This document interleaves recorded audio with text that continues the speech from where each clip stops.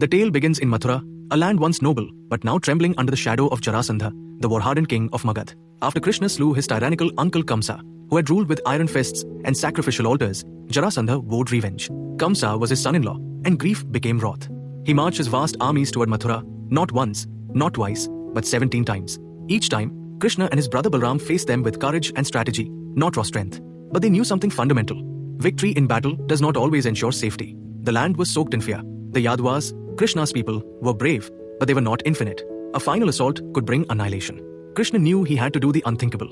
2. The call to the sea, founding of a golden fortress.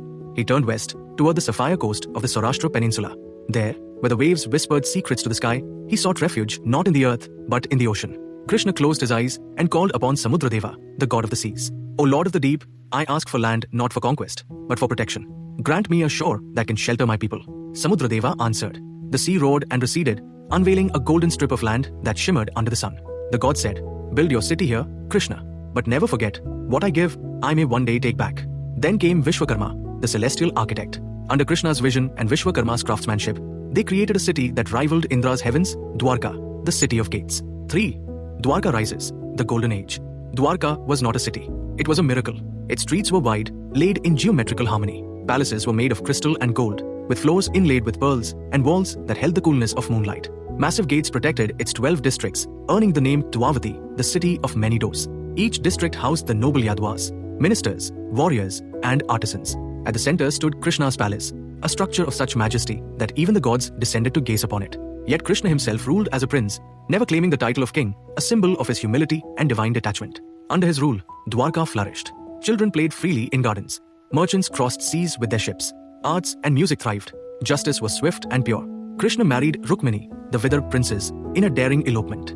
Later came his other wives, Satyabhama, Jambavati, Kalindi, and more, each a queen in her own right, each marriage steeped in epic tales of valor, devotion, or diplomacy. The city stood like a jewel on the ocean's brow. It was untouchable. 4. Destiny brews, the curse of the sages. But even paradise has shadows. After the great Kurukshetra war, in which Krishna played the role of strategist and divine guide, Dwaraka began to decay, not in wealth, but in virtue. The Yadavas grew arrogant. With no more enemies to fight, they fought vanity. Their swords rusted, but their tongues grew sharp. They drank, they mocked, and one day, they mocked the wrong people. A group of Yadava youths decided to play a prank on visiting sages. They dressed Samba, the son of Krishna and Jambavati, as a pregnant woman and asked the sages to predict the child.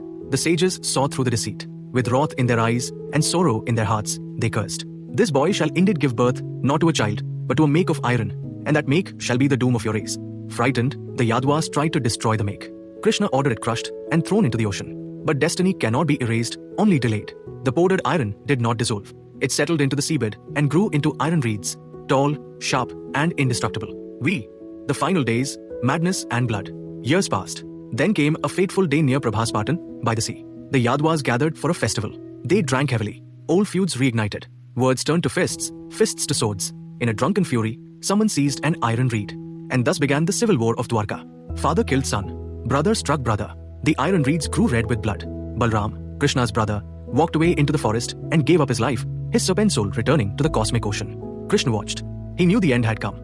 He wandered into the woods, alone, and sat beneath a tree. There, a hunter named Zra, seeing Krishna's foot gleam from afar, mistook it for a deer and shot an arrow. The arrow struck Krishna's foot, the only mortal part of his divine body. Zra rushed forward in horror. But Krishna smiled.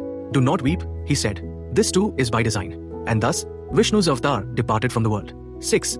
The sea returns, the submergence of Dwaraka. As the news of Krishna's passing reached Dwaraka, a storm rose. The sea, silent for years, began to roar. The waves grew tall, crashing against the gates, swallowing the shores. The sky turned dark. Thunder split the heavens. One by one, the walls, towers, and golden palaces of Dwaraka sunk into the sea, as though returning to the silence from which they came. It is said that those who remained heard celestial drums as the city drowned, not in tragedy, but in completion. The city that had been born of a god and built by the sea had returned to the womb of the ocean. Funeral urn legacy. Today, modern Dwaraka stands on the same coast. The Dwarkadhish temple is believed to sit atop Krishna's original palace site. Under the sea, divers have found ancient ruins, corals, and structures, perhaps remnants of a legendary city. But the true Dwarka, that lies somewhere between myth and time, beyond the veil of waves, a city of brilliance, cursed by pride, and remembered forever. Thank you for watching. Please like, share, and subscribe for more interesting stories. Thanks for your support.